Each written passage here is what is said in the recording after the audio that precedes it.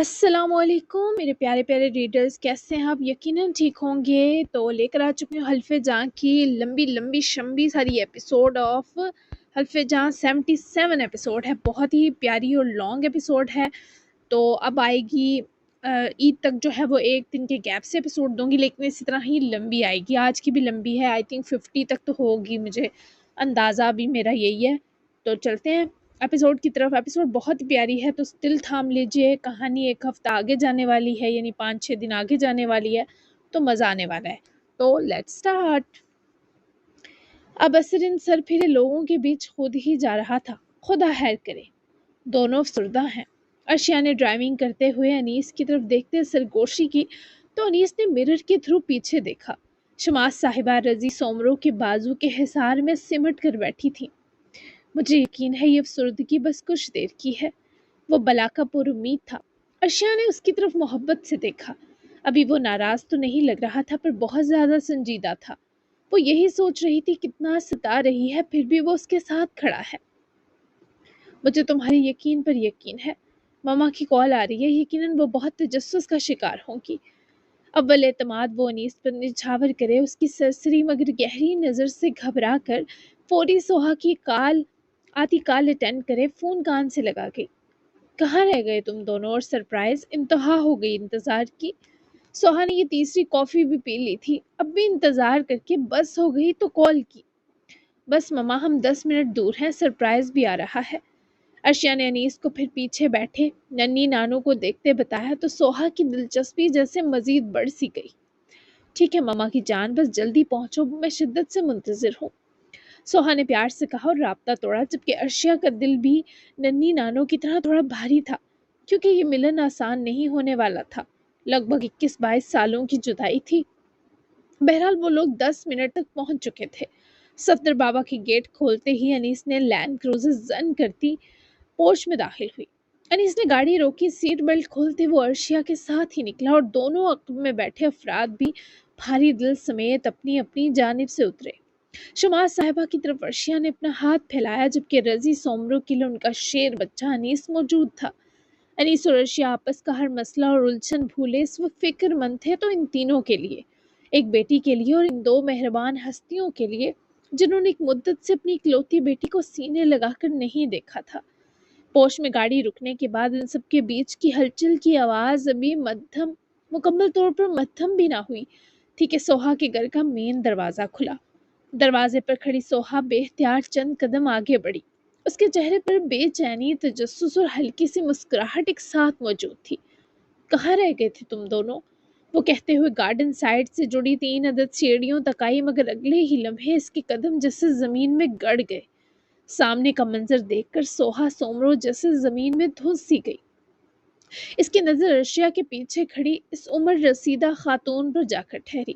وہ خاتون جس کا چہرہ سوہا کی آنکھوں کا نور اب بھی تھا، اور پھر اس مرد پہ جس کا چہرہ وقت نے بدل تو دیا تھا مگر پہچان چھین نہ سکا تھا، وہ شخص جس کا ہونا سوہا کو تسلی کے جہاں میں اب تک زندہ رکھے ہوئے تھا۔ امی! سوہا کے ہونٹ کھلے کے کھلے رہ گئے۔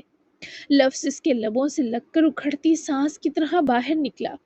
شماس صاحبہ کا ہاتھ ارشیا کے ہاتھ کے سہارے میں تھا، مگر اس ایک آواز نے اس ماں کے وجود کو ہلا کر رکھ دیا۔ وہ جیسے پتھر بن گئی۔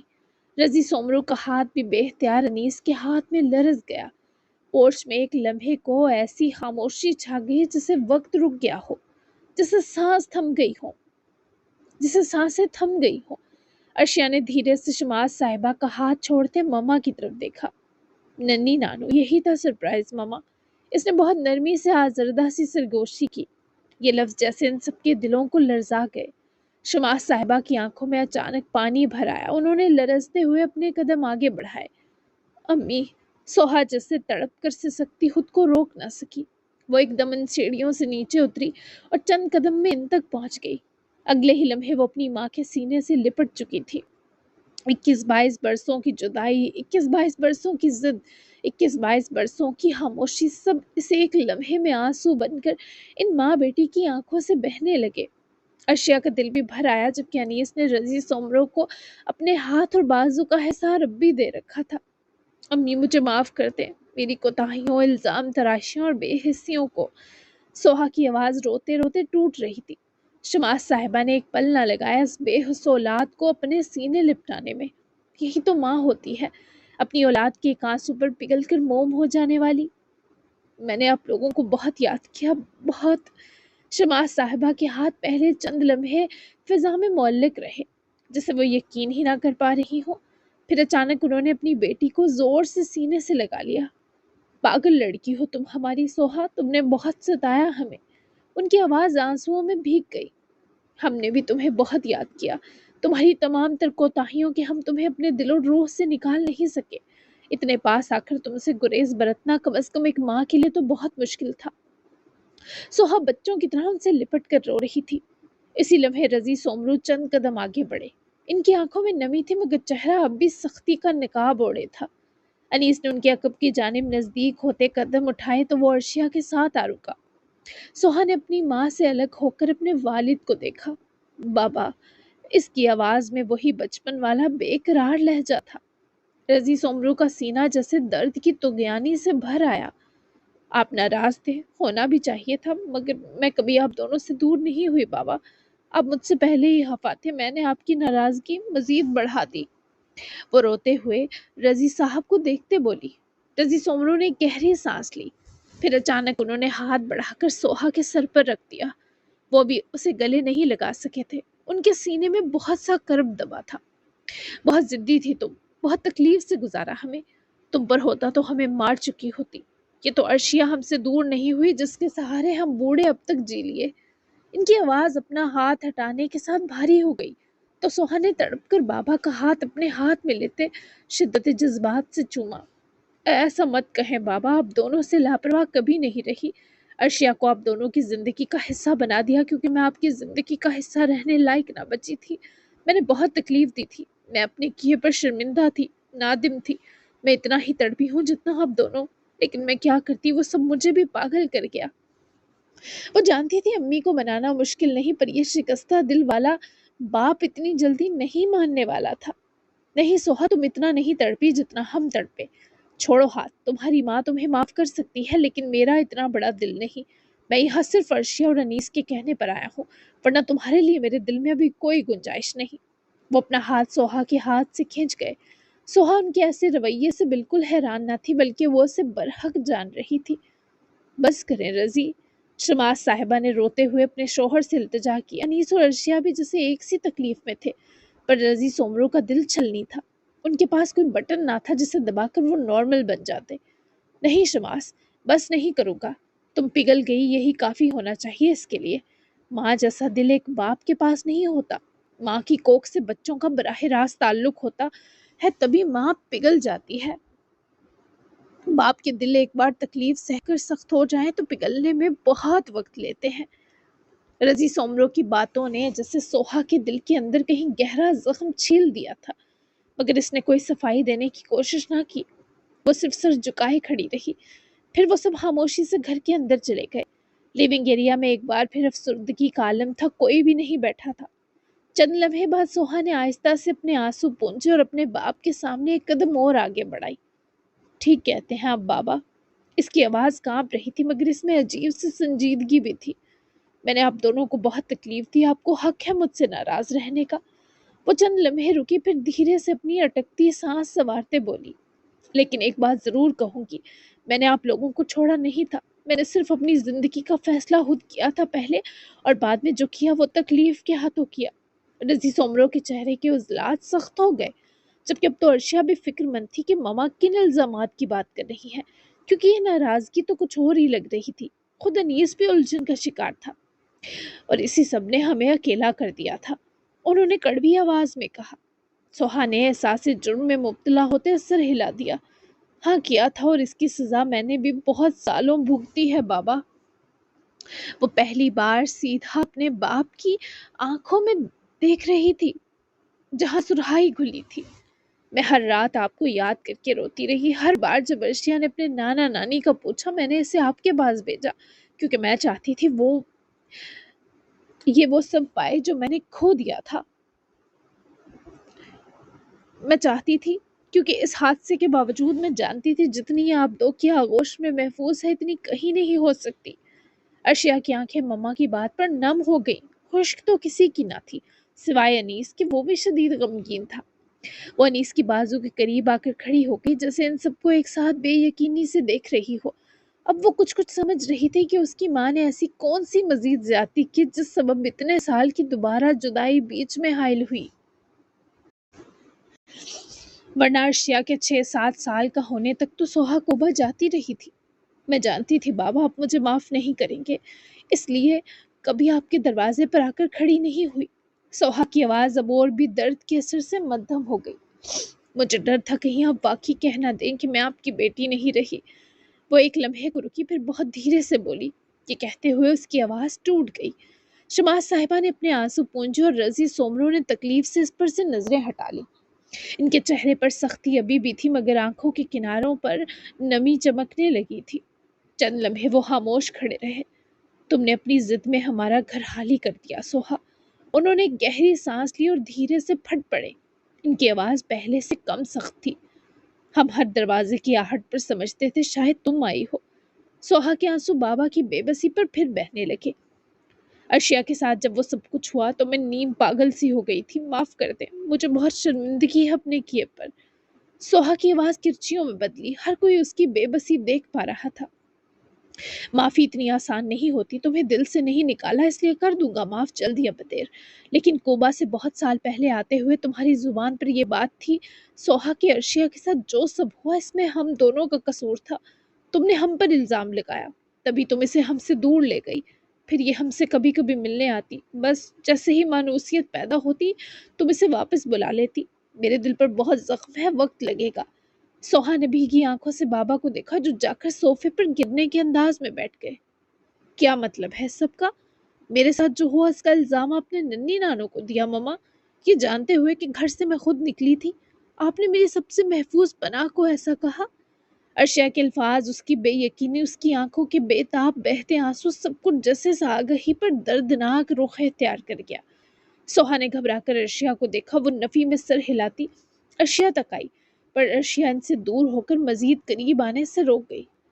پہلے کیا یہ اپنے پیرنٹس کو کم دکھ دیے آپ نے کہ آپ نے ان دونوں کو اس گلٹ میں بھی مبتلا کر دیا؟ میں آپ سے کہیں زیادہ ان کے پاس محفوظ تھی، یہ بات آپ بھی جانتی ہیں، کیونکہ آپ کی ناک کے نیچے 2 سال آپ کے شوہر نے مجھے ٹارچر کیا، تو پھر آپ سب غیر محفوظ ہوئے میرے لیے۔ ارشیا کی آواز میں صرف تکلیف اور دکھ تھا، سوہا کی آنکھوں میں ندامت، اور یہ سب سن کر رضی اور شماس صاحبہ نے شدید غصے سے سوہا کو دیکھا تھا۔ ارشیا یہ سب کہنا نہیں چاہتی تھی پر جس سے زبان خود بخود یہ سب کہہ بیٹھی۔ او میرے خدا ارشیا! اس سے پہلے شماس صاحبہ اپنی نواسی کی طرف بڑھتی وہ ان سے بھی دور ہو گئی۔ وہ ان تینوں سے ناراض تھی۔ ننی نانو نے اسے اس بارے لائلم رکھا کہ سوہا ایسا کر کے گئی تھی، اور اگر سوہا نے ایسا الزام دھر بھی دیا تھا تو خود کون سا وہ ارشیا کی کوئی بہت اچھی محافظ تھی؟ وہ پہلے ہی بہت زیادہ اذیت میں تھی، اب تو جسے کوئی اسے ہاتھ لگاتا تو بکھر کر ریزہ ریزہ ہو جاتی۔ آپ تینوں اپنا معاملہ حل کریں، مجھ پر توجہ دینے سے زیادہ بہتر ہے آپ تینوں کی یہ تکلیف ختم ہو۔ میرا کیا ہے، مجھے تو سہنے کی بہت اچھی عادت ہے۔ شماس نے لپک کر ارشیا کو اپنے گلے لگایا تو یہ سب دیکھ کر انیس بھی بہت جذباتی ہو گیا۔ ننی مجھے چھوڑیں، اکیلا چھوڑ دیں آپ سب مجھے، میں آپ سب کی تکلیف بنی اس پر بہت شرمندہ ہوں، میں ہی مسئلہ بنی رہی، کبھی آپ دونوں کا کبھی مما کا۔ آپ لوگ اب آپس میں ٹھیک ہوں گے تبھی آؤں گی واپس، تبھی نظر آؤں گی، تبھی دکھائی دوں گی، میری وجہ سے مزید ایک دوسرے کو دکھ مت دیں، بس کریں، مجھ میں اور ہمت نہیں۔ وہ یہ دردناک کیفیت سہ نہ پائی، دل برداشتہ سی وہاں سے باہر نکلی تو انیس بھی اس کے پیچھے ہی باہر آیا۔ گھٹنے کا درد، احتیاط، اس وقت سے کچھ بھی یاد نہ رہا، یاد تھا تو اپنی تڑپتی روتی سکتی ارشیا المیر، وہ خود کو ہم تینوں کی تکلیف کہہ رہی ہے، یا اللہ یہ کیسی اذیت ناک کیفیت ہے۔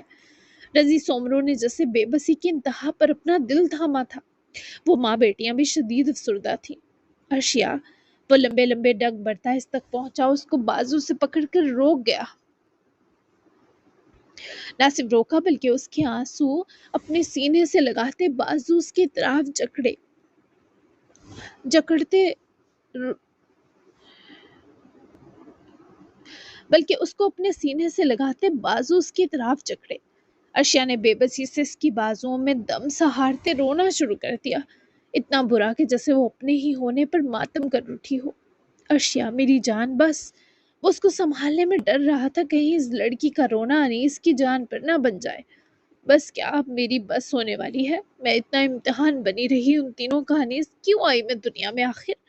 وہ اس کا احساس جھٹک نہیں رہی تھی دم گھٹنے کے باوجود، تاکہ انیس کا کندھا درد نہ کرے، پر وہ اس کی بازوؤں سے نکلنے کو مر رہی تھی۔ میرے لیے آئی تم، میری جان بننے کے لیے۔ کسی نے تمہاری ٹھیک طرح حفاظت نہیں کی، میں کروں گا۔ میں تمہاری حفاظت اپنی جان سے بڑھ کر کروں گا۔ وہ اس کے آنسوؤں کو دل پر بہت بھاری محسوس کر رہا تھا، تبھی اسے تسلی دینی چاہیے۔ مجھے نہیں چاہیے وہ حفاظت جو میرے محافظ کو زخم زخم کر دے۔ مجھے نہیں چاہیے تم سے بھی۔ وہ بھی تکلیف میں تھی، تبھی یہ کہہ بیٹھی، حالانکہ اس سے انیس کو شدید دکھ پہنچا۔ میں نے تمہارے چاہنے یا نہ چاہنے کا تو پوچھا ہی نہیں۔ بس فضول میں رو رہی ہو تم۔ پچھلا کرب تمہارے دل میں دبا ہوا ہے، اوپر سے مزید تکلیف۔ ایسے نہیں کرو خود کے ساتھ، چپ ہو جاؤ ارشیا۔ وہ اس کے کرب میں کمی نہ کر پا رہا تھا، وہ بہت زیادہ ہلکان ہو چکی تھی۔ وہ اسے اپنے گلے لگاتا کچھ دیر بس اسے پرسکون کرنے کی کوشش کرتا رہا۔ بہت سے لمحے گزر گئے، پر اس لڑکی کے وجود کی کپ کپاہٹ مان نہ ہو سکی۔ ٹھیک ہو ارشیا؟ انیس نے اپنے بازوؤں میں بھر کر اس کی خیریت دریافت کی، مگر ارشیا کی آنکھوں سے نمی بہہ رہی تھی۔ ماما کیسے یہ الزام ان دونوں پر لگا سکتی ہیں انیس؟ وہ مجھے اپنے دل کا ٹکڑا مانتے ہیں۔ مجھے اس بات کا علم ہوتا تو میں ننھی نانو کو کبھی نہ لاتی۔ ماما نے یہ بہت غلط کیا۔ وہ سب میرا مقدر تھا۔ میری ننھی نانو کا بھلا کیا قصور؟ میں تو اپنے لان میں کھیلتی تھی، ان کی نظروں کے قریب۔ میں خود وہاں سے نکلی تھی۔ وہ اس کو اپنے سامنے کیے، اپنے دونوں ہاتھ اس کے جبڑوں پر لگاتے، اس کے آنسوؤں کو بہت ملائمت سے پونجے، اس کی ہچکیاں اور سسکیاں سن رہا تھا۔ پھر جب وہ پھوٹ پھوٹ کر روئی تو انیس نے اسے اپنے سینے بھینچ لیتے اس کی یہ ہچکیاں اپنے وجود میں جذب کی۔ ایک سنگل مدر کی اکلوتی اولاد ایسے ٹارچر سے گزرے تو اس کا ایسا رد عمل فطری ہے۔ یقیناً وہ انہی کو اس وقت بلیم کرتی نا، کیونکہ انہوں نے تمہاری ذمہ داری تمہارے نانو اور ننی پر ڈالی تھی۔ رہی بات سوہا آنٹی کی موجودگی میں رئیس نے جو تمہیں ہراس کیا، اس میں رئیس جیسے کمینے کو کامیابی اس لیے ملی رہی کہ تم کمزور تھی، ڈر گئی تھی، اس کی دھمکی سے دب گئی تھی۔ تمہیں علم ہونا چاہیے تھا ارشیا کہ بعض اوقات ہمیں اپنی حفاظت خود کرنی پڑتی ہے۔ تمہاری بھی تو غلطی ہے، دونوں معاملوں میں تمہاری بھی غلطی ہے۔ ایسے خود کو نڈھال مت کرو ارشیا۔ مجھے یقین ہے ان کے بیچ جلد صلح ہو جائے گی۔ سوہا آنٹی ان کے دل کے زخموں پر مرہم رکھیں گی اور وہ سب مل کر تمہارے زخم بھر دیں گے۔ میں بھی تو ہوں تمہارے ساتھ۔ اس کے سینے لگ کر روتی مزید نیم جان ہو رہی تھی، اور انیس کے لیے اس کو چھوڑ کر جانا اور مشکل ہو رہا تھا، کیونکہ اسے انسپکٹر ہان سے جا کر ارجنٹ ملنا تھا۔ ہے بس کرو پلیز، میں کل سے ویسے ہی بہت سخت پریشان ہوں تمہیں لے کر۔ میرا امتحان مت لو ارشیا، تم یوں کرو گی تو ان تینوں کے دکھے ہوئے دل پر مرہم کون رکھے گا؟ وہ اپنی بازو انیس کے ہاتھوں سے چھڑواتی اس کی کوئی بات سن نہ رہی تھی۔ تم سے منت کرتی ہوں، مجھے اکیلا چھوڑ دو۔ مجھ سے جڑا ہر فرد کتنا ظالم ہو گیا ہے ایک دوسرے کے لیے۔ میں سمجھ رہی تھی وہ میری ماما سے پھر کیوں ناراض ہوئے، حالانکہ میرے پیدا ہونے کے بعد ماما کئی بار کوبا گئی، پھر ایک دم جدائی کیوں آئی؟ اس میں بھی میرا قصور نکلا، میں سب کی پریشانی بنی۔ اس وقت وہ جس ذہنی دباؤ کا شکار تھی وہ انیس سمجھنے سے قاصر تھا۔ تم اپنی ہی ضد پر کیوں اڑ جاتی ہو؟ سامنے والا کچھ بول رہا ہے، اسے بھی تو سنو۔ انیس نے اس کی حد درجہ حد اذیتی پر بھڑک جاتے جھڑکا۔ میں تم سے بعد میں ملتا ہوں، ابھی ہم نے بات کی تو ڈانٹ سن بیٹھو گی۔ فضول میں رونے چڑھے ہیں کل سے تمہارے خواصوں پر۔ یہ اتنی بڑی بات نہیں جس پر ایسا رد عمل دے رہی ہو۔ سوہا سومرو کی جگہ خود کو رکھ کر دیکھو، پھر تمہیں سب کی غلطیاں دکھائی دیں گی۔ وہ اس کی طرح دم ساتھ کر تکنے لگی۔ تم مما کی سائڈ لے رہے ہو؟ ارشیا کے سوال کرتے آواز پھٹی۔ تمہارے ساتھ جو ہوا تھا اس میں اندر موجود وہ تینوں افراد برابر قصوروار تھے، کم از کم میرے نزدیک تو ہیں۔ میں کسی کی سائڈ نہیں لے رہا سوائے تمہارے۔ جو ہو گیا اسے بار بار دہرا کر اپنا دل زخمی مت کرو۔ تم پہلے ہی شدید ذہنی دباؤ میں ہو، نہ جانے کیوں، اور ایک اور تکلیف نہیں ارشیا، رحم کھاؤ مجھ پر اور خود پر۔ وہ اس کی طرف دیوانہ وار لپکا ہی جب وہ اس سے دور سرکی، اور انیس کو اس کی طرف بڑھتے ہوئے اپنے آپ کو روکنا پڑا۔ تمہیں بس نارمل اور ہنستی مسکراتی ارشیا چاہیے؟ یہ والی بکھری لڑکی جس کو ہر سانس تکلیف دے کر گزر رہی ہے تم سے برداشت نہیں ہو رہی، نہیں دیکھی جا رہی تو مت دیکھو، چلے جاؤ۔ وولٹا اسے سمجھے بنا وہیں سے اندر بھاگی تو انیس نے سخت عاجز آتے ارشیا کو جاتے دیکھا۔ تمہارا کیا کروں میں؟ اپنے آپ کو غصہ کرنے سے روکتے انیس نے فی الحال یہاں سے جانا ہی بہتر سمجھا، اور انیس کی گاڑی جیسے ہی پورٹ سے نکلی وہ بھی صفدر بابا کو کچھ دیر تازہ ہوا کھانے کے لیے جانے کا بتاتی باہر نکل گئی، کیونکہ وہ اس سب سے تھک چکی تھی۔ وہ چاہتی تھی اب وہ واپس جائے تو سب کچھ ٹھیک ہو چکا ہو، جبکہ سوہا کے فون پر بار بار رئیس کا کالز کرنا اسے مزید چڑھا رہا تھا۔ آخر مسلسل رئیس کی کالز پر سوہا نے اس کی کال پک کی اور ذرا لیونگ ایریا سے باہر نکلی۔ کیا تکلیف ہے تمہیں؟ وہ باقاعدہ گرا اٹھی۔ ایک لمحے رئیس نے فون کان سے ہٹا کر دور کیا کیونکہ وہ پیروں سمیت کان میں گھس گئی تھی۔ تکلیف وہ تو تمہیں ہونے والی ہے سوہا ڈارلنگ، تم نے چیلنج کیا تھا کہ لیگل نوٹس واپس نہیں لوگی، اب تمہیں لینا ہوگا۔ رئیس نے اپنے گارڈن میں ٹہلتے ہوئے شدید قسم کی تسکین بھری ٹون میں یہ غیر واضح حوالہ دیا تو سوہا کے چہرے پر سر تاثرات گہرے ہو گئے۔ اچھا، اور تمہیں کس نے کہا میں ایسا کروں گی؟ مجھے کیا پاگل کتے نے کاٹا ہے؟ سوہا کے پھاڑ کھاتے لہجے پر رئیس بھی روب کا شکار ہوتا نظر آیا۔ نہیں، تمہارے پیرنٹس میرے قبضے میں ہیں، اگر ان کی زندگی اور سلامتی چاہتی ہو تو مجھ پر کیا کیس واپس لے کر شرافت کے لیے حامی بھرو، پھر تم اپنے راستے اور میں اپنے۔ رئیس کی بکواس سنتی ایک لمحہ سوہا بھی ٹھٹکی، پھر وہ پلٹ کر واپس لیونگ ایریا تک آئی۔ وہاں امی بابا کو بیٹھا دیکھ کر تسلی کرے واپس باہر آئی۔ او میں تو بہت ڈر گئی، اب میرے والدین کا کیا ہوگا؟ میں تو تھر تھر کانپ رہی ہوں رئیس ملانی۔ اوف! سوہا کی اس طرح کی تمسخرانہ ٹون پر رئیس کے جبڑے سے تنے۔ کیا ڈرامے بازی کر رہی ہو؟ میرا آدمی خود انہیں کوبا سے لے کر آیا ہے، تمہیں اپنے پیرنٹس کی کوئی پرواہ نہیں؟ تمہیں ذرا بھی ڈر نہیں لگ رہا کہ میں ان کو نقصان پہنچا سکتا ہوں؟ رئیس کو جیسے یقین نہ آیا کہ سوہا ایسا بے خوف رد عمل دے گی۔ وہ تو سمجھ رہا تھا فوراً خوفزدہ ہو کر لیگل نوٹس واپس لینے کی حامی بھر لے گی، پر یہاں تو سب الٹا تھا۔ ستم کے انیس نے یہ سب انجوائے کرنا تھا، پر اب سچویشن ہی خراب ہو چکی تھی کہ اس بیچارے کا دماغ کچھ انجوائے کرنے لائق ہی نہ رہا تھا۔ تم انہیں پہنچا سکتے ہو نقصان، جو اپنے ماں باپ کا نہیں ہے وہ کسی کے والدین پر بھلا کیوں رحم کھانے لگا؟ جو کرنا ہے کرو، اپنے ماں باپ کی میں ویسے ہی ہمیشہ تکلیف بنی ہوں، تھوڑی مزید صحیح تم یہ بھی کر کے دیکھ لو، پر میں تم سے پائی پائی جب تک چھین نہ لوں سکون سے نہیں بیٹھوں گی، سمجھے تم؟ اب دوبارہ مجھے کال کی تو میں خود آؤں گی پولیس کو لے کر، اور تمہارے جسم کا جو حصہ بچا ہوا اس کو بھی سکوا دوں گی۔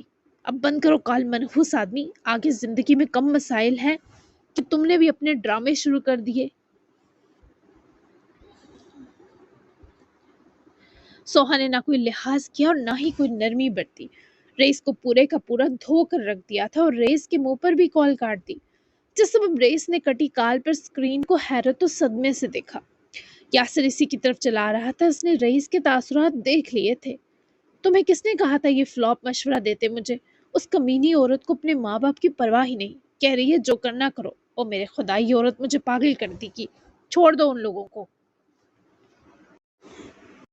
چھوڑ دو ان لوگوں کو، کچھ بڑا سوچنا ہوگا ان 6 دنوں میں۔ رئیس اس وقت شدید پاگل پن سے غرا اٹھا تھا، جبکہ یاسر نے بظاہر تو اس کے ساتھ افسوس کا اظہار کیا، مگر اندر ہی اندر وہ تو سکون سے تھا کہ اسے تو اس کا پیسہ ملا تھا۔ رئیس کی حالت دھوبی کے کتے جیسی تھی، نہ گھر کا نہ گھاٹ کا۔ انیس کا پلان تو کامیاب ہو گیا، پر وہ فی الحال رئیس کی حالت دیکھ کر لطف اندوز ہونے کی فرصت نہیں رکھتا تھا۔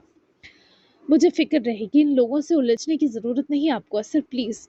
اثر بھی اسٹوڈیو کے کام نپٹائے واپس سلوی مینشن آیا تاکہ چینج کرے اور ہاسپٹل جا سکے۔ فجر نے اس کے کمرے میں آ کر اسے تمہیداً سمجھایا جب وہ ڈریسنگ ٹیبل کے سامنے کھڑا اپنے بال برش کر رہا تھا۔ نہیں الجھوں گا سائم، بے فکر رہیں۔ وہ برش کو ڈریسنگ ٹیبل کی سطح پر رکھے پلٹا جب وہ چلتی ہوئی اثر تک آئی۔ ادین اور یمل کا آج دن بھر خیال رکھنا فجر کے ذمہ تھا، ارشیا اسے اسپیشل تاکید کر کے گئی تھی۔ ابھی وہ دونوں کو فرائز بنا کر دے کر آئی تھی۔ اثر کے لیے شدید دل پریشان تھا تو خود کو یہاں آنے سے روک نہ سکی۔ اثر پلیز ٹالے مت مجھے۔ اس ہمایوں نے جس طرح انیس بھائی سے مقابلہ کیا وہ ابھی ہسپتال میں ہے، پر اس کے گھر والے انتقامی تیوروں سے بھرے ہوئے ہیں۔ میرا دل شدید ڈرا ہوا ہے، وہ لوگ کیسے ہیں میں اچھے سے جانتی ہوں، ان کی ذہنیت بہت خراب ہے، وہ لوگ ملکیت کے عادی ہیں اور سکون کی زبان نہیں سمجھتے۔ پلیز مجھے جانے دے، میں چلی گئی تو سارے طوفان تھم جائیں گے۔ وہ چند لمحے خاموشی سے اسے دیکھتا رہا، جسے یقین نہ آ رہا ہو کہ وہ کیا سن رہا ہے۔ پھر اس نے آہستہ سے سانس لی اور ایک قدم اس کی طرف بڑھا۔ دوبارہ کہیے یہ بات۔ اس کی آواز بہت دھیمی مگر خطرناک حد تک سنجیدہ تھی۔ فجر نے ہچکچاتے ہوئے اس کی طرف دیکھا مگر اپنے الفاظ واپس نہ لیے۔ میں سچ کہہ رہی ہوں اثر، اگر میں یہاں سے چلی جاؤں تو۔ وہ جملہ مکمل بھی نہ کر سکی تھی کہ اثر ایک ہی قدم میں اس کے بالکل سامنے آ کھڑا ہوا۔ بس، اس نے سخت لہجے میں کہا۔ فجر ڈر کر خاموش ہو گئی۔ असर ने हाथ बढ़ाकर इसके दोनों बाजू थाम लिए। गिरफ्त सख्त नहीं थी मगर इतनी मजबूत जरूर थी कि इसकी बात को वही रोक दे। वो सीधा उसकी आंखों में देख रहा था। ये ख्याल आपके जहन में आया कैसे कि आप चली जाएंगी और मैं यहाँ आराम से बैठ जाऊंगा? फजर की पलकें असर के सवाल पर आजर्दगी से झुक गईं। मैं मसला बन गई हूँ असर। इसकी आवाज बहुत धीमी और टूटती हुई थी। वो लोग मुझे वापस चाहते हैं और वो कर्ब से मिनमिनाई। और आप समझती हैं मैं आपको दे दूंगा? असर ने इसकी बात काट दी। इसके लहजे में पहली बार वाज़ेह गुस्सा झलका। फजर ने सर उठाकर उसे देखा। असर की आंखों में एक अजीब सी सख्ती थी।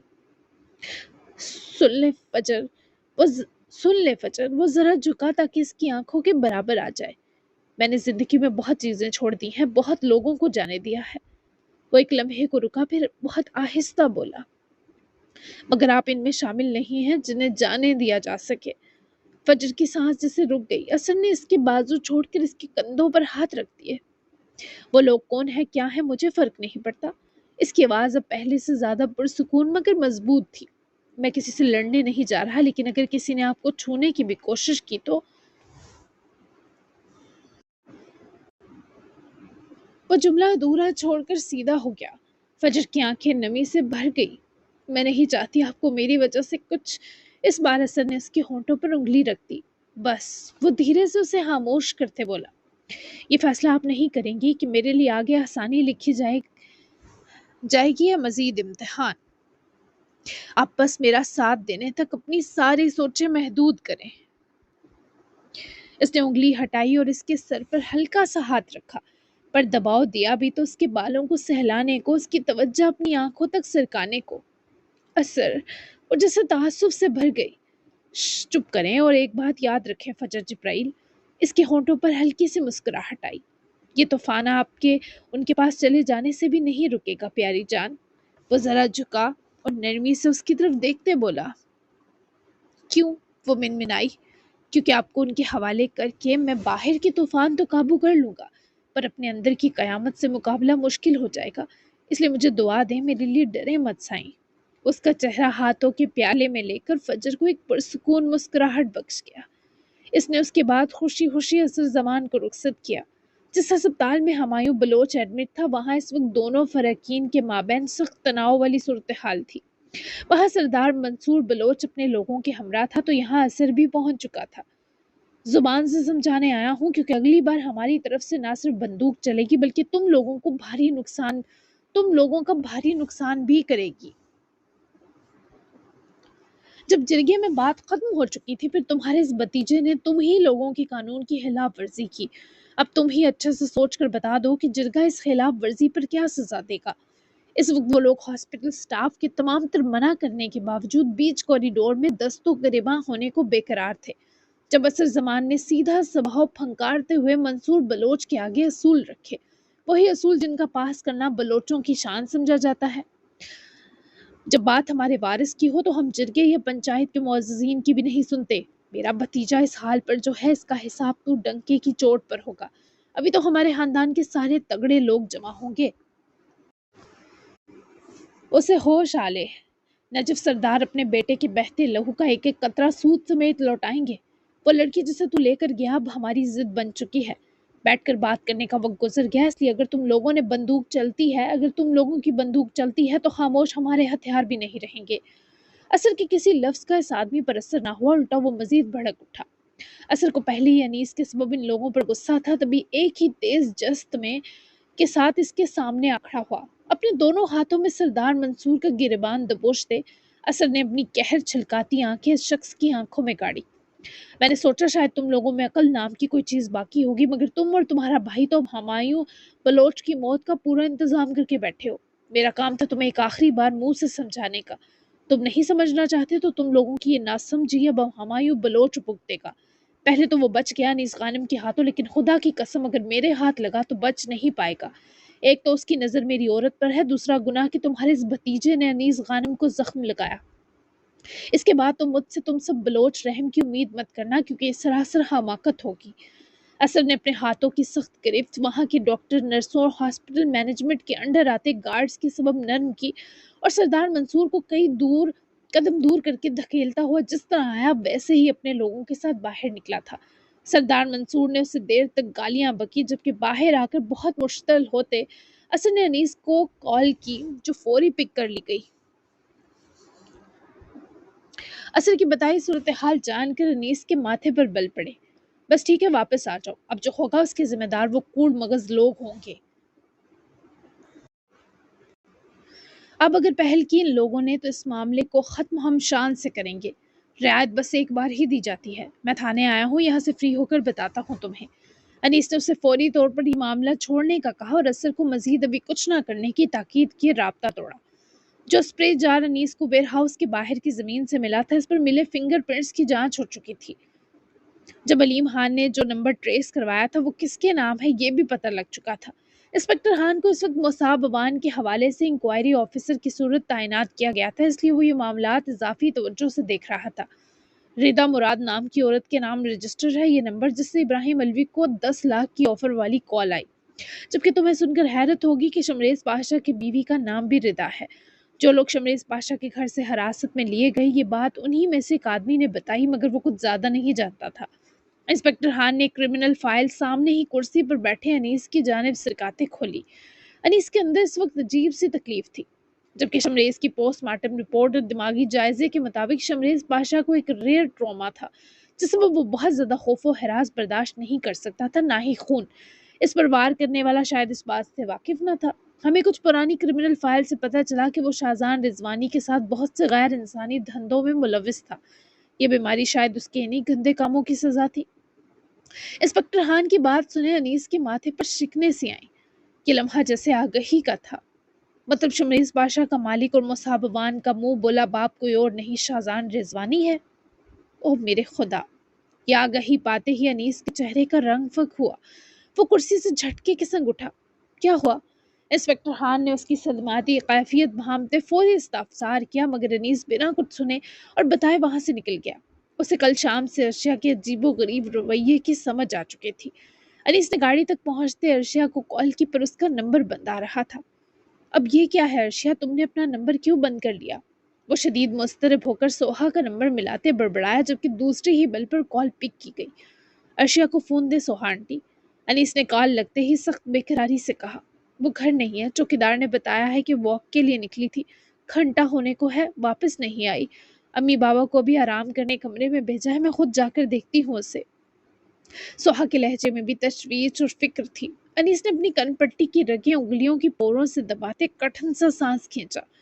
نہیں آپ وہیں رکے، میں خود دیکھتا ہوں اسے، انیس نے کہہ کر رابطہ توڑا اور کار ڈور کھولتے ہی سوار ہوا۔ اگلا آدھا گھنٹہ اس نے سوہا کے گھر کے آس پاس موجود ہر جگہ پر ارشیا کو ڈھونڈا، مگر وہ اسے ایک بے حد سنسان روڈ کی دائیں طرف بنی نیچے کو ڈھلی جگہ پر بیٹھی نظر آئی تو انیس نے بیچ روڈ اپنی گاڑی روکی۔ اس لڑکی کا میں کیا کروں، یہ جگہ ہے بیٹھنے کی اور فون بھی بند کر رکھا ہے۔ انیس نے تیز قدموں سے ارشیا تک فاصلہ سمیٹا، جو مردہ آنکھیں لیے تاحد نگاہ پھیلا سناٹا دیکھنے میں مصروف تھی۔ انیس نے اس تک قدم روکے اور اس کے ساتھ بیٹھا ہی جب اس کی نظر ارشیا کے ہاتھ کی ہتھیلی پر پھیلی خون کی سرخی پر گئی۔ خون جم چکا تھا، پر اس کے ہاتھ کی لکیروں میں جذب محسوس ہو رہا تھا۔ یہ کیا ہوا تمہیں، ادھر دیکھو۔ انیس نے اس کا چہرہ اپنی طرف گھماتے اس کے بال چہرے اور ماتھے سے سمیٹے تو وہاں لمبی سی خراش تھی، آس پاس ماتھے کے خون کی سرخی جمی تھی۔ پیر پھسل گیا تھا تو گر گئی تھی، سر زمین پر لگا، معمولی زخم ہے، چھوڑ دو مجھے۔ اس کے خود کو لگتے ہاتھوں پر بھی چڑ رہی تھی۔ انیس نے اس کا منہ اوپر کرتے کٹ کا جائزہ لیا، اس کی ہیزل براؤن آنکھیں انگارہ ہو رہی تھی۔ تم یہی رکو، میں بینڈیج لایا، گاڑی میں ہوگا۔ وہ اس کا ماتھا نرمی سے چومتا پریشانی سے اٹھا اور گاڑی کی طرف گیا تو ارشیا نے اپنی ہتھیلیوں پر لگے خون کو آپس میں رگڑنے کی کوشش کی، پر وہ سوکھ چکا تھا۔ آ گیا میں، دھیان کہاں تھا تمہارا، دیکھ کر نہیں چل سکتی تھی؟ وہ دوبارہ اس کے پاس ہی بیٹھا، ہاتھ اس کے رخسار اور رخسار سے جڑے بالوں پر پھیر کر موہوم سی سرزنش کرنی چاہی، پر ارشیا نہ جانے کس کس تکلیف سے گزر رہی ہے، یہ سوچ کر اس نے سرزنش بھی ترک کر دی۔ مجھے کوئی مرہم نہیں چاہیے، تم مجھے اکیلا کیوں نہیں چھوڑ دیتے، نہیں لگوانا مجھے کوئی بینڈیج۔ وہ اس کا ہاتھ خود سے دور کرتی کوفت سے کراہی۔ میں بار بار دھتکارے جانے کے باوجود تم تک آ رہا ہوں، تھوڑا لحاظ کرو ارشیا، کیا کر رہی ہو تم اپنے اور میرے ساتھ؟ فون کیوں بند کیا تم نے؟ کیا تمہیں میری ذرا پرواہ نہیں؟ ہاتھ ہٹاؤ ورنہ غصہ آ جائے گا مجھے۔ وہ اس کی آنکھوں کے سنگ لہجے کا درد بھانپتے اپنا ہاتھ پیچھے کر کے، خدا کے لیے ایک سے سوال اور شکوے کرنا بند کرو انیس، تمہیں میری حالت دکھائی نہیں دے رہی؟ مت پوچھو نا، دور کرو، مجھے نہیں چاہیے مرہم۔ وہ بات بات پر رو رہی تھی جس کا مطلب یہی تھا وہ شدید ڈسٹرب ہے۔ ٹھیک ہے، نہیں لگا رہا، ادھر میری طرف دیکھو، ابھی ننی نانو اور ماما کو بھول جاؤ، مجھے یہ بتاؤ کیا تم نے مصعب بوان اور شمریز پاشا پر حملہ کیا؟ میں کچھ بھی نہیں کہوں گا تمہیں، اتنا سا بھی نہیں ڈانٹوں گا، وہ دونوں شاہجہاں رضوانی کے آدمی ہیں، کیا تم نے غصے میں آ کر ان دو پر حملہ کیا؟ اسی لیے کل سے ڈر رہی ہو، اب نارمل بیہیو کر رہی ہو؟ وہ انیس کے منہ کی طرف دیکھنے لگی، وہ اس سے کیا پوچھ رہا ہے عرشیہ کو جیسے سمجھنے میں شدید پریشانی لاحق تھی۔ وہ اس وقت نظریں چرانا دور ذرا دیر ہٹا بھی نہیں سکتی تھی۔ انیس نے اس کو اپنی طرف دیکھنے کا پابند کر رکھا تھا۔ عرشیہ کی آنکھوں میں دفعتاً سرخی آئی، پھر اس کی آنکھیں آنسوؤں سے بھر گئی۔ یہ سب انیس کو بتانا اس سے مشکل لگ رہا تھا، مگر اس وقت جب اس نے خود پوچھا تو وہ بے قرار نظر آئی کہ سب کہہ دے۔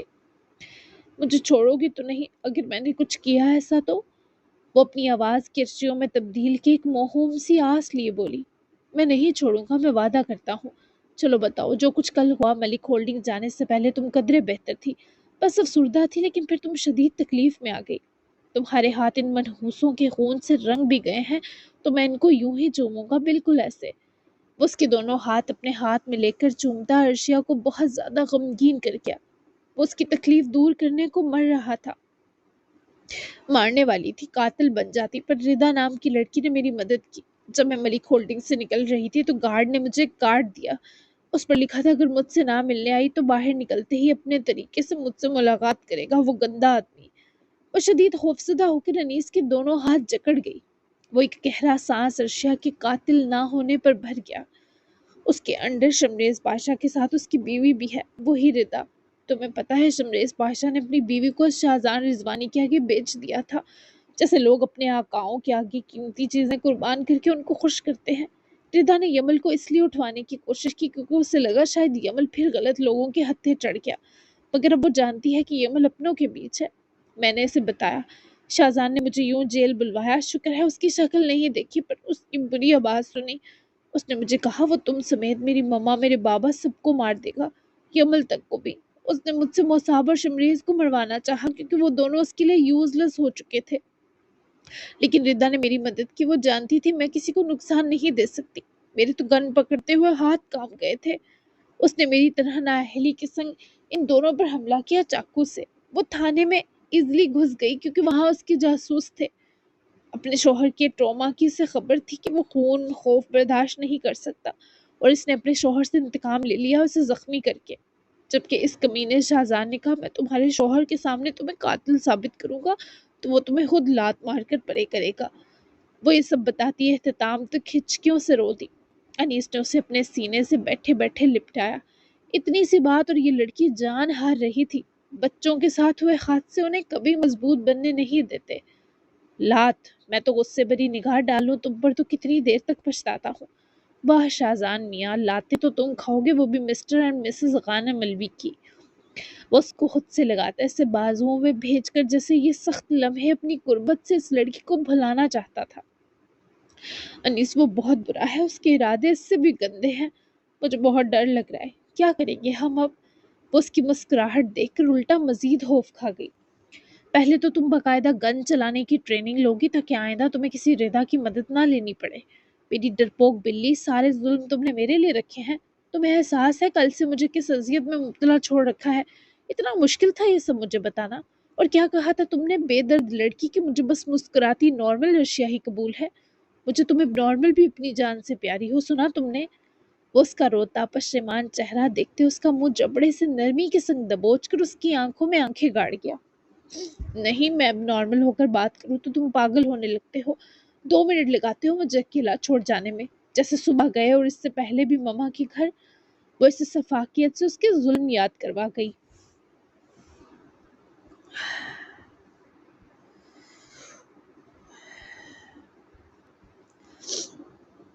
تو کیا کرتا ہو تم؟ مجھے بے بس کر دیتی ہو۔ بینڈیج لگوا لو نا، مجھے فکر ہو رہی ہے، اور رونا بند کرو عرشیہ۔ تمہیں کیوں سمجھ نہیں آتا؟ یہ میرے لیے برداشت کرنا مشکل ہے کہ تم میرے پاس یوں تڑپ تڑپ کر آہیں بھرو۔ ایسا تو میں تمہیں اپنی موت پر بھی رونے کی اجازت نہ دوں۔ ارشیا کی پلکیں یکدم اٹھی۔ اس کی آنکھوں میں نمی پہلے ہی بھری تھی، مگر اب ان میں دکھ کے ساتھ خوف بھی اتر آیا۔ ایسی باتیں مت کیا کرو۔ اس کی آواز کام گئی۔ وہ یکدم اس کے قریب آ گئی اور اس کی شرٹ کی کالر کو مٹھی میں بھر کر انیس کے منہ کے قریب چہرہ روک لیا۔ تمہیں اندازہ بھی ہے تم کیا کہہ رہے تھے؟ اس کی سانسیں بے ترتیب تھیں۔ موت! یہ لفظ اس کے ہونٹوں پر آ کر جیسے ٹوٹ گیا۔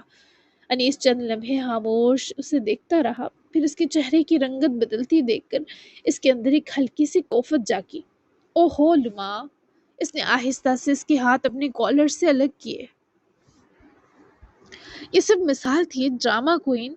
وہ مسکایا، پر ارشیا کے چہرے پر دکھ مزید گہرا ہو گیا۔ تمہارے لیے مثال ہوگی پر میرے لیے قیامت کا منظر سمجھو۔ اس کی آنکھوں سے ایک اور آنسو ڈھلک گیا۔ انیس نے بے اختیار ہاتھ بڑھا کر وہ آنسو انگوٹھے سے صاف کیا۔ میری جان ہو تم۔ انیس کے چہرے کی سنجیدگی آہستہ آہستہ نرم پڑنے لگی۔ وہ چند لمحے اسے دیکھتا رہا، پھر اس نے ایک ہاتھ اس کی گردن کے پیچھے رکھا اور اسے اپنی طرف کھینچ لیا۔ پاگل لڑکی ہو بالکل، وہ دھیرے سے جذب کے سنگ بولا۔ تم چلے جاؤ گے نا؟ وہ روتے ہوئے سانسیں بکھیرنے لگی۔ میں کہیں نہیں جا رہا، چپک کر بیٹھا ہوا ہوں اس سنسان ٹھنڈی سڑک کے بیچوں بیچ۔ دنیا جہاں کو ایک طرف کی ہے، ساری توجہ تم پر ڈالے۔ انیس نے اس کا ماتھا اپنے ہونٹوں سے چوما۔ تم مجھے اور ڈرا رہے ہو، برے ہو تم انیس، بہت برے۔ وہ اس کو خود سے دور کرتی ہام جاتی منہ پھیر گئی۔ ٹھیک ہے، اس بارے مزید کچھ نہیں کہوں گا، مگر میرے ساتھ اب نارمل بیہیو مت کرو، اسے لگانے دو۔ وہ بینڈیج اسٹرپ چھوٹے سے ریپر سے نکال کر ارشیا کے فور ہیڈ پر بنی خراش پر لگاتے ہوئے اپنا ہاتھ ایک جگہ نہ رکھ پا رہا تھا، تبھی ارشیا نے اپنے ہاتھ سے اس کے ہاتھ کو پکڑ کر سہارا دیا۔ انیس نے اس کی خود پر جمی نظریں دیکھ کر اسمائل کی۔ دیکھو تمہاری یہ حالت میرے ہاتھ کپ کپا رہی ہے، اور کیا ثبوت چاہیے تمہیں میری خود سے محبت کا؟ وہ کیسے نہ ہلکے پھلکے انداز میں بات کرتا، یہی تو اس کی دل موہ لینے کی ادائیں تھیں۔ مجھے لگا تم میری سچائی جان کر مجھ سے نفرت کرو گے یا شاید چھوڑ دو، لیکن تم تو ابھی بھی اپنی محبت کے ثبوت دے رہے ہو۔ اتنے پاگل کیوں ہو؟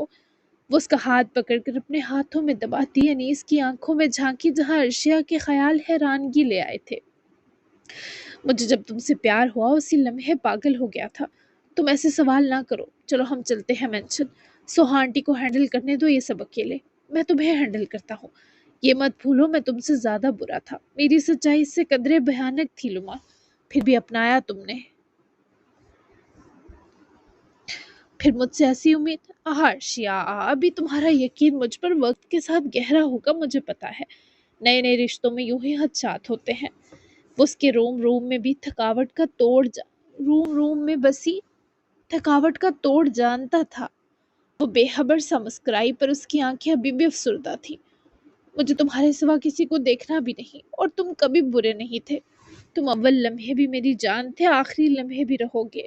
میں تم سے یہ سب شیئر کر کے بہت ہلکا محسوس کر رہی ہوں، لیکن وہ بولتے بولتے روک دی گئی، جس طرح دیوانگی سے روکی گئی۔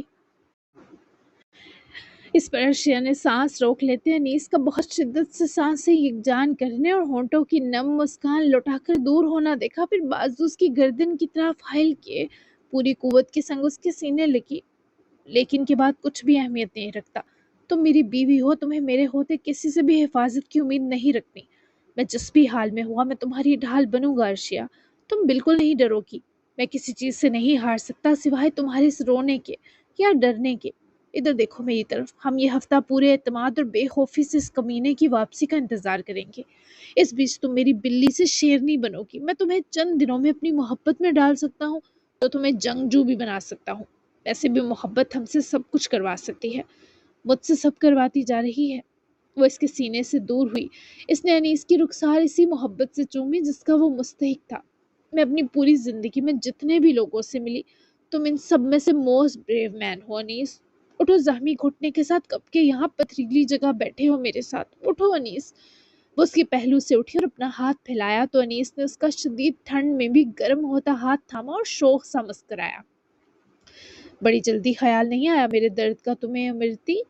وہ اس کا ہاتھ تھامے کراہتا ہوا اٹھا تو ارشیا نے اس کا کوٹ جو گرد سے میلا ہو گیا آہستگی سے دوسرے ہاتھ سے جھاڑتے انیس کے آخری لفظ پر اسے دیکھنے لگی۔ مطلب جاننا ہے؟ اس کا مطلب ہے میری شہزادی، وہ اس کی آنکھوں میں جھانک کر مسکرایا تو ارشیا کو اس پر بے پناہ پیار آیا۔ میرا شہزادہ، تم بھی میری جان ہو، شکر ہے اس بار کم مشکل نام دیا۔ وہ آسان نام ملنے پر مسکرائی جس سے نہ جانے کون سا پہاڑ سر کرنے سے بچ گئی ہو۔ اگلی بار ایکسٹرا مشکل نام آئے گا۔ انیس نے بھی آگے کے لیے جسے محترمہ کو الرٹ کیا۔ اس کا ڈائمنڈ رنگ سے سجا ہاتھ پکڑ کر اپنے لبوں سے لگاتے چوما، جبکہ وہ پھر اس کے ہاتھ میں ہاتھ ڈالتی امادہ نظروں سے اسے دیکھتی گاڑی کی طرف بڑھ گئی۔ اگلے 5 دن پر لگا کر گزر گئے۔ سوہا اس وقت اپنی تمام تر توجہ اپنے ماں باپ پر دیے ہوئے تھی۔ ارشیا ان دنوں میں سے کسی سے بھی ابھی بات کرنا نہیں چاہتی تھی۔ اس کی شرط ان 5 دنوں قائم رہی تھی۔ ہمایوں ٹھیک ہو کر اپنے چچا کے ساتھ واپس چلا گیا، چپ چاپ، مگر یہ طوفان سے پہلے والی خاموشی تھی۔ جبکہ انیس دوبارہ مصروفیت کی وجہ سے صنم زمان کے پاس نہ جا سکا، کہیں اور سے ہی معائنہ کرواتا رہا، جبکہ وہ تو منتظر تھی کب وہ آئے اور اثر کو ساتھ لائے۔ فاطمہ بھی یہ دن سکون سے رہی تھی، کیونکہ شاید وہ بددماغ لڑکی نئے زخموں سے پہلے پرانے بھرنا چاہتی تھی۔ ہجر کی کوششوں کے نتائج یہ نکلے کہ اگلے دن ہی سادگی سے فیملی کے افراد کے بیچ ہمایوں کے بیچ عمیر اور ماریا کا نکاح ہو گیا، اور عمیر اور مسز ہاور واپس آؤٹ آف کنٹری چلے گئے۔ ماریا اپنا علاج اور تھیسس شروع کر چکی تھی۔ ہجر اور بیلا کو انتظار تھا کب یہ اٹھایا گیا قدم عمیر ہاور سلطان کی زندگی میں دوا بننا شروع ہوگا۔ جبکہ ان 5 دنوں میں مہویر نے بھی ہار نہ مانی۔ وہ منائم کو منانے کے جتن بدستور کرتا رہا، لیکن منائم بھی سخت لونڈیاں بنی نخروں کے پہاڑ کھڑے کیے ہوئے رہی۔ لیکن اب 5 دن بعد وہ قدرے نرم پڑ گئی تھی۔ ارشیا نے یہ 5 دن ہولڈنگز کا کام گھر سے کیا، کیونکہ وہ یمل اور ردیم کے ساتھ یہ وقت گزارنا چاہتی تھی۔ اب تو یہ صورتحال تھی کہ یمل بھی مینشن کا حصہ بن گیا تھا۔ اسے نہ ماں یاد تھی نہ باپ۔ ارشیا کی دوبارہ منائم اور ہجر سے بھی ملاقات نہ ہو سکی، کیونکہ ہجر اپنے نیکسٹ کانسرٹ کے لیے بزی تھا تو ارشیا بھی گھر تھی۔ لیکن ارشیا نے جلد ہی منائم سے جا کر ملنے کا ارادہ کیا تھا۔ ان 5 دنوں وہ لگاتار انیس کی اسٹوڈنٹ بن کر تھوڑی بہت گن پکڑنا سیکھ چکی تھی، کیونکہ بہرحال وہ انیس کی طرح پرو پلیئر نہیں تھی تو ڈر قائم تھے۔ مصعب امان کی حالت بہتر ہوئی تو انیس نے اسے پولیس اور سیکیورٹی ادارے کے حوالے کر دیا، اور اس پر باقاعدہ لیگل انکوائری بھی شروع ہو چکی تھی۔ جنوری کے آخری ہفتے میں اس انکوائری کا حتمی فیصلہ ہو کر مصعب کی سزا کا تعین ہونا تھا۔ جبکہ ریس بھی عدالتی مہلت کے 5 گزرتے دن ویسٹ کر چکا تھا، پر ابھی تک کچھ بڑا سوچ نہ سکا۔ عصر اور فجر کے بیچ ان گزرتے دنوں نے مزید انڈرسٹینڈنگ پیدا کی تھی۔ اب وہ بھی ذرا خوف سے نکل چکی تھی۔ جبکہ رہی بات ابراہیم الوی کی، وہ اب پھر سے کسی چکر میں تھے، کیونکہ وہ راتوں کو ٹہلتے پائے گئے تھے۔ اب اس کا کنیکشن کس معاملے سے تھا یہ بھی جلد کھل ہی جاتا۔ 1-2 دن میں شاہزان رضوانی جیل سے چھوٹنے والا تھا، مگر اس سے پہلے بہت کچھ تھا جو ہونا تھا۔ انیس نے آخر 5-6 دنوں بعد صنم زمان سے جا کر ملنے کا ارادہ بنا ہی لیا، اور اثر اس کے ساتھ ہی جانے والا تھا۔ ارشیا کے لیے بھی آج کا دن خاص تھا، کیونکہ رات ڈنر پر اس نے فاطمہ اور بابا کو بلایا تھا، کیونکہ یمل اب ان سے ملاقات کی ہمت اپنے اندر پیدا کر چکا تھا۔ جبکہ مہویر نے انیس کے اسٹوڈیو کو سنبھال لیا تھا۔ مصعب کے بعد اس کے پاس فراغت تھی، تو انیس اور اثر کے دن بدن بڑھتے پنگے دیکھتے وہ خود ہی 2-3 دن سے انیس کے اسٹوڈیو جا رہا تھا۔ منائم اب قدرے بہتر تھی، اب وہ چلنے پھرنے بھی لگی تھی۔ پٹی بھی اتر چکی تھی، لیکن ابھی بھی سر میں ہمہ وقت اس کے درد رہتا تھا، اور کل رات سے تو اسے کچھ زیادہ ہی چکر آ رہے تھے۔ ابھی بھی وہ محراب کے ساتھ لان میں بیٹھ کر فروٹس کھا رہی تھی، جب مہویر کی گاڑی گیٹ سے انٹر ہوتے پورچ میں رکی۔ آ گیا وہ پھر سے مشقت کرنے۔ اتنے دن ہو گئے، اب تو مان جاؤ میری جان، تم لوگ ٹھیک ہوگے تبھی تو ہم ہجر اور بیلا کی شادی کا سوچیں گے۔ ہجر نے شرط رکھی ہے جب تک تم دونوں کا مسئلہ حل نہیں ہوتا وہ شادی نہیں کرے گا، حالانکہ پنگے وہ بھی پچھلے کئی دن سے کر رہا ہے۔ منائم کی نظریں مہویر پر جمی تھی، جو بلیک اور مرون کنٹراسٹنگ پینٹ شرٹ کے سنگ پلین ہی بلیک بلیزر پہنے نکسک جنٹل مین بنا انہی حسین خواتین کی طرف چلا رہا تھا۔ ٹھیک ہے ماما، بس مزید فروٹس نہیں کھا پا رہی، یہ لے جائیں۔ محراب بھی کافی بنانے جا رہی تھی تو جاتے ہوئے اپنے لاڈلے بچے کی اب تک بھری فروٹس پلیٹ بھی پکڑ گئی اور مسکرا کر گھر کی طرف بڑھی تو مہویر کو پاس رکتا دیکھے وہ بھی اپنی جگہ سے اٹھی۔ White and baby pink floral print card set میں منائم کیوٹ لگ رہی تھی۔ پیروں میں لیڈی سنیکرز تھے اور بالوں کو سمیٹ کر ڈھیلی سی پونی بنا رکھی تھی۔ میں نے سوچا آج میں اپنی پینگوئن کے ساتھ لنچ باہر کرتا ہوں، میری صبح کے نور جیسی مانو۔ اس کے ملائم گال باری باری ہاتھوں میں لے کر چومتا منائم کو اپنا لاڈ بخش گیا تو وہ بدمزہ سی ہوئی۔ کتنے دنوں سے ایک ہی بات سمجھا سمجھا کر تھک گئی مہویر کہ میں مانو نہیں ہوں۔ وہ غصہ ہوتی تو مہویر کو اور ٹوٹ کر پیار آتا، اس کے ہاتھ بھی جھٹک گئی۔ اچھا ٹھیک ہے، تم میری جان تو ہو نا؟ مہویر کا استحقاق ذرا جو کم ہوا ہو۔ نہیں ہو، چھوڑے مجھے، چھونے کی کوشش بھی مت کریں۔ وہ اس کے ٹچ پر شدید برا متذبذب ہوئی۔ سنبھال لو گی خود کو میرے بنا؟ وہ اس کی کمزوری بخوبی جانتا تھا، کم وقت مسکرا بھی رہا تھا۔ آپ نے تو بس بکھیرا ہے مجھے مہویر، یہ غرور کیسا؟ وہ اس کے استحقاق پر سیخ پا ہوئی۔ موقع دو، ایسا سمیٹوں گا کہ پھر کبھی نہیں بکھرو گی۔ وہ اس کے گریز کے باوجود، اس کے زمین بوس ہوتے وجود کو اپنی مضبوط بازوؤں کے حصار میں لے گیا۔ وہ انکار کرنے کے لائق بھی تو نہیں تھی۔ اف خدا، یہ کیسے چکر ہیں؟ منائم کا پورا جہاں گھوم گیا، اگر مہویر نے تھاما نہ ہوتا تو گر پڑتی۔ میرے بڑے بیبی کے اندر چھوٹا بیبی تو نہیں آ گیا؟ مہویر کے مذاق سے چھیڑنے پر منائم نے اس کی آنکھوں میں دیکھا، وہ بھلے اسے ستا رہا ہو، پر اگر ایسا ہوتا وہ آدمی خوشی سے پاگل ہو جاتا۔ فضول بولے تو جان لے لوں گی آپ کی۔ وہ اپنے سہارے کھڑی ہوتی مہویر کو پرے دھکیل گئی تو جناب کی مسکراہٹ بھی ہونٹوں سے چڑھ گئی۔ جی جناب، وعدے کے مطابق میں نے دے دی ہے 50+ ایپیسوڈ، یقیناً اچھی لگی ہوگی۔ سارے جتنے بھی سنیک دیے تھے سارے میں نے ٹپکا دیے ہیں آج کے ایپیسوڈ میں۔ ہفتہ آگے بھی کہانی چلی جائے گی اور اب ہوں گے بہت بڑے بڑے دھماکے۔ مطلب یہ جو عید ہے وہ اس ناول کے دھماکوں کی زد میں آئے گی۔ ہر بہت مزے کے بھی ہوں گے، بہت کچھ ہونے والا ہے۔ تو ملتے ہیں اگلی ایپیسوڈ میں جو آئے گی ایک دن کے گیپ سے، ٹھیک ہے؟ وہ بھی اتنی ہی لانگ دوں گی، تو آپ لوگوں نے فکر نہیں کرنی۔ ملتے ہیں نیکسٹ ایپیسوڈ میں، تب تک کے لیے اللہ حافظ، دعا میں یاد رکھیے گا اور اپنا پیارا سا تبصرہ دینا بالکل مت بھولیے گا۔ Bye bye.